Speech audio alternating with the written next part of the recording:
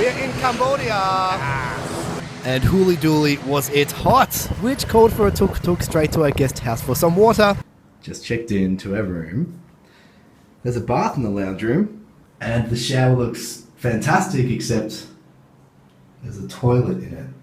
Besides noticing the amount of sweat dripping from every orifice in my body, Siem Reap was under a lot of construction, probably due to the amount of new tourism. That's what I think anyway, but there were pretty little spots scattered everywhere.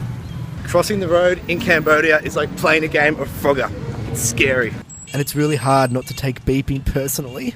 Today we're renting some bikes because we're going down to Angkor Wat, which is this really beautiful temple here in Cambodia. A little bit worried about riding a bicycle because anyone that knows me knows I'm really unco, and I'll probably crash into some poor Cambodian children crossing the road. Completed the bike ride to Angkor Wat. I'm pretty exhausted, but I can see the temple. It looks beautiful.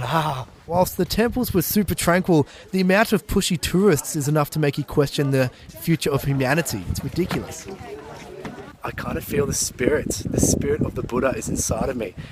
Mainly because I'm starting to look like a Buddha with all the Cambodian food. And can I just say, jungle coconuts are the most refreshing thing on the planet. Oh, so good. There's a monkey, but I'm really scared of monkeys. Fuck. Party. It's like they're pre-negotiating a threesome. I feel like Lara Croft Tomb Raider.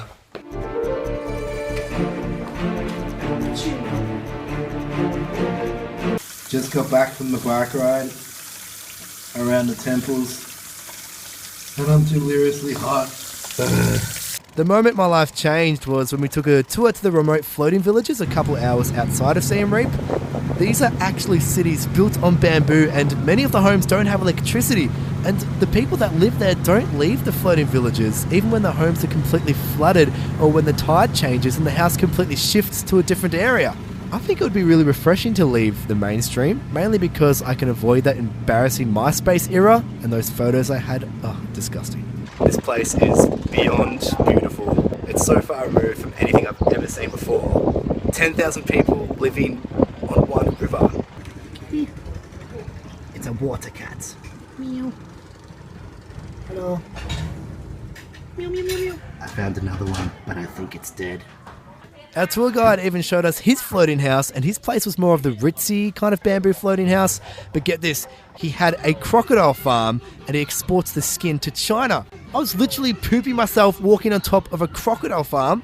Siem Reap at night is a hustle and bustle, and there's a street called Pub Street where all the clubs are, but I seem to have lost all that drunken footage. Getting sloshed isn't the only thing you can do though. Night market shopping in Siem Reap, and Artie bought himself a cheap pack of fags. You can buy all sorts of weird and wonderful things. This is Cambodia beer. It's delicious, and I've had about 17 a day. Oh, I found the drunk footage. We went to Siem Reap's finest gay bar and we saw some of the fishiest queens in history, and there were grinder flags and grinder posters everywhere. Even the staff had grinder shirts on, like, mate, we get it, your mask.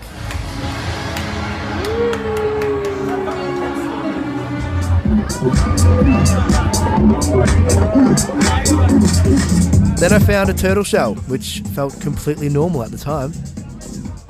It's our final day in Siem Reap in Cambodia, but the trip's not over. We also headed to Laos and Vietnam. You can watch that vlog there and that vlog there.